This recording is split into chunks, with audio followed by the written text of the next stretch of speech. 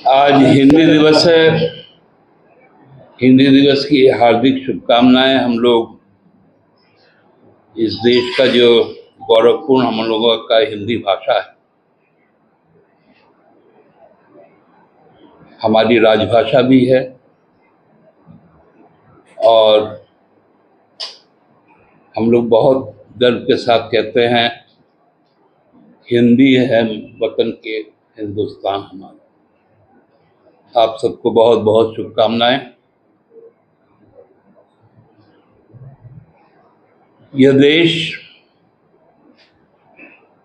लोकतंत्र में जीता है और लोकतंत्र के लिए ही बात करता है।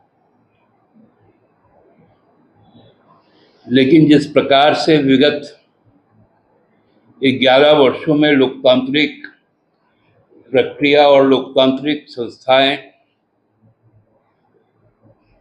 जो आगे बढ़ रही हैं, वो थोड़ा चिंताजनक है। कल माननीय प्रधानमंत्री जी पूर्वोत्तर के जो पिछले 2 वर्षों से सबसे अशांत राज्य रहा, मणिपुर के दौरे पे गए थे और मणिपुर का जो संघर्ष है, हम लोग देखते हैं कि स्वतंत्र भारत में ये एक सबसे बड़ा एथनिक, इसको हम लोग कह सकते हैं देशज हिंसा के रूप में सामने आया। जहां लगभग 960 मौतें हुई, चाहे आपसी हत्या में हो या पुलिस के फायरिंग में। हजारों लोग घायल हुए, 10,000 केवल घर जले। कुकी समुदाय के ज्यादा, मैतेई के भी जले। ये कुकी और मैतेई का जो दोनों ट्राइबल, इनका एक एथनिक क्लैश था और क्लैश का कारण, जो द्वंद्व का कारण था,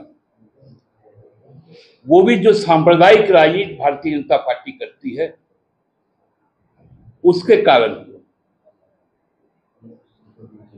870 दिन, 29 माह आदरणीय प्रधानमंत्री जी को लग गए दिल्ली से इम्फाल जाने में। केवल 1700 किलोमीटर चलने में। इन 870 दिनों में 1,70,000 किलोमीटर उन्होंने 44 देशों के यात्रा की।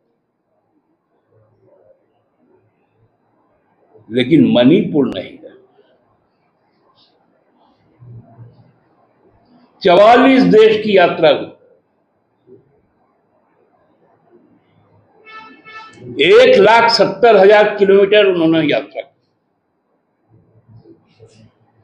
और जब मणिपुर गए, जहां 10,000 घर जल गए, लगभग 30 लाख की आबादी वाला राज्य में 50,000 से ज्यादा लोग डिटेंशन कैंप में हैं। जो भारत सरकार के सुरक्षा में उन आश्रय गृहों में है, वहां जाके घोषणा करते कि 7,000 हम पक्का घर बनाएंगे।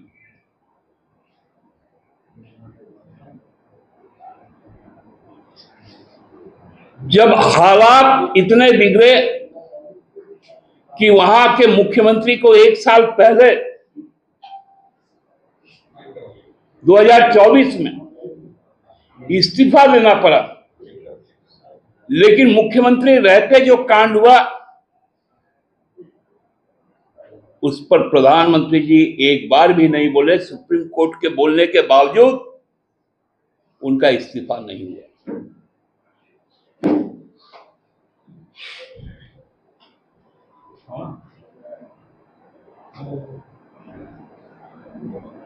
अचानक हम लोगों को भी लगा कि प्रधानमंत्री जी मणिपुर क्यों जा रहे हैं, क्योंकि वो मणिपुर को तो भारत के राज्य में शामिल ही नहीं करते हैं। तब खोजबीन के मालूम चला कि मणिपुर में भी चुनाव होना है बिहार के साथ, और जहां जहां चुनाव होना है वहां वहां प्रधानमंत्री जी जरूर जाएंगे। और लगता है कि कितना पैसा उनका अपना व्यक्तिगत है, बोलते हैं प्रधानमंत्री जी ने सौदा।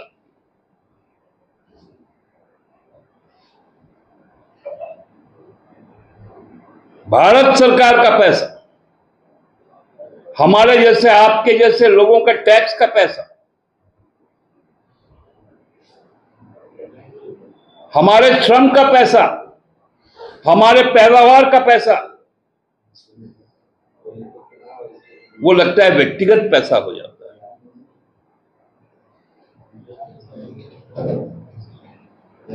बड़ा दुर्भाग्यपूर्ण। केवल चुनावी जीत के लिए यदि देश चलेगा, यदि केंद्र सरकार चलेगी, तो ना वो लोकतंत्र को मजबूत कर पाएगी, न इस देश की संविधान की रक्षा होगी। अभी नॉर्थ ईस्ट में चुनाव होने हैं, आसाम में होने हैं, मेघालय में होने वाले, अरुणाचल में होने वाले हैं, बंगाल में होने वाले हैं, तमिलनाडु में होने वाले हैं, केरल में होने वाले हैं, पुडुचेरी में होने वाले हैं। 17 तारीख को बिहार में भी आएंगे। केवल चुनाव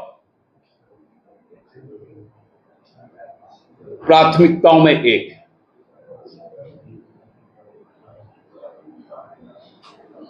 आठ 870 दिन जो प्रदेश जला हो, उसमें कैसे विश्वास पैदा होगा जब देश का नेता वहां नहीं पहुंचता?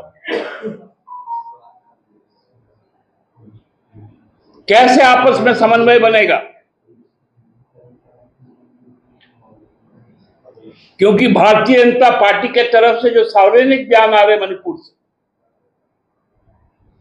उनके भी विधायक, उनके भी सांसद सब कह रहे हैं कि हम लोगों को आपस में बांट, जो बांटने की राजनीति प्रधानमंत्री जी शुरू किए हैं, कभी धर्म देखकर, कभी लुंगी देखकर, कभी क्या देखकर,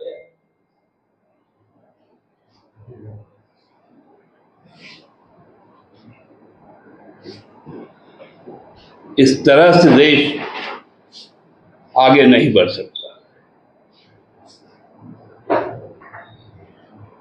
हम भी आदिवासी स्टेट, हमारे यहां पर भी कई आदिवासी समुदाय एक साथ रहते हैं, उसमें भी इनकी नजर लग गई। यहां पर भी एथनिक क्लैश करवाने की बार बार कोशिश होती है, लेकिन झारखंड उनके इन मंसूबों पर कभी भी ध्यान नहीं देता। इसलिए झारखंड हेमंत सोरेन के नेतृत्व में सामुदायिकता के साथ एक आगे बढ़ रहा है।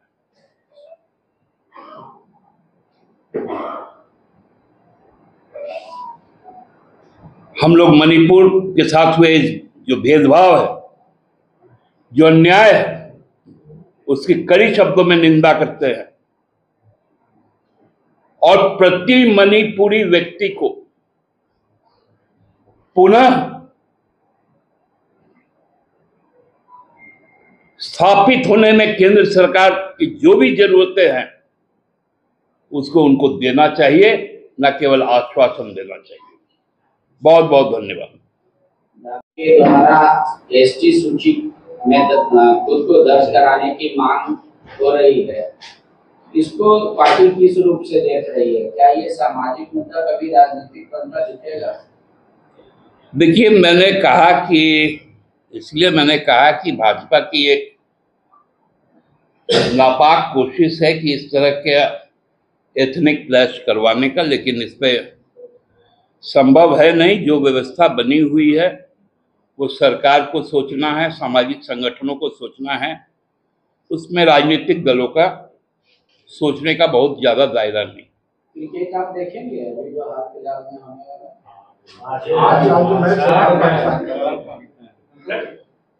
अब देखिए, इसको आप लोग महज संयोग कहेंगे या प्रयोग कहेंगे। भाजपा की भाषा में जब पहलगाम में हमला हुआ तो प्रधानमंत्री जी दुबई में थे।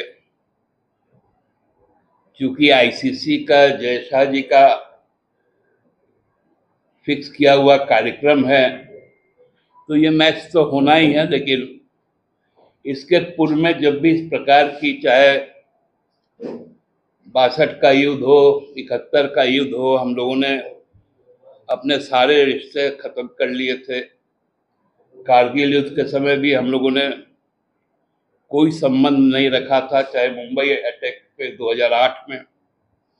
अब चूंकि व्यावसायिक मामला है, जो गुल्ली डंडा भी नहीं खेला है तो उसको बैट बॉल पकड़ा दिया गया, तो यही सब होना है। 10 सेकंड का 15 लाख मिल रहा है ऐड का रेट पे। हाँ, तो पैसा है ना, जहां पैसा है वहां गुजरात है।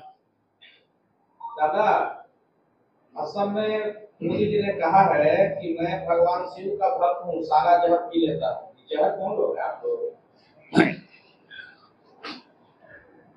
जितना 14 लाख करोड़ रुपए जो राइट ऑफ किए अपने मित्रों का, अदानी, अंबानी और लोगों का, मेहुल चौकसी लोगों का, यही तो जहर है उनका। तो दोस्तों का जहर तो दोस्ती ना पीता है। दादा, डेमोग्राफी मिशन की भी बात मोदी जी ने कहा है। वो झारखंड में जो डेमोग्राफी चेंज को लेकर डेमोग्राफी मिशन बनाएंगे। मोदी जी इस देश को क्या क्या बनाएंगे आप देखिए। अभी तो नेपाल एक सबक है, जो लोकतंत्र में विश्वास रखते हैं उनको, और साउथ एशिया के लिए तो एक धमक भी है कि 3 वर्षों में 3 इस तरह का जनाक्रोश का सामना करना पड़ा। चाहे आपके दक्षिण में श्रीलंका हो, पूरब में बांग्लादेश हो और उत्तर में नेपाल। ये खतरनाक संकेत है, मैं बस इतना ही कहूंगा। और एक बात कहूंगा कि जब मैं खड़ा होऊंगा तो देख लीजिएगा, मैंने कुर्ता के नीचे पजामा भी पहन रखा है। धन्यवाद।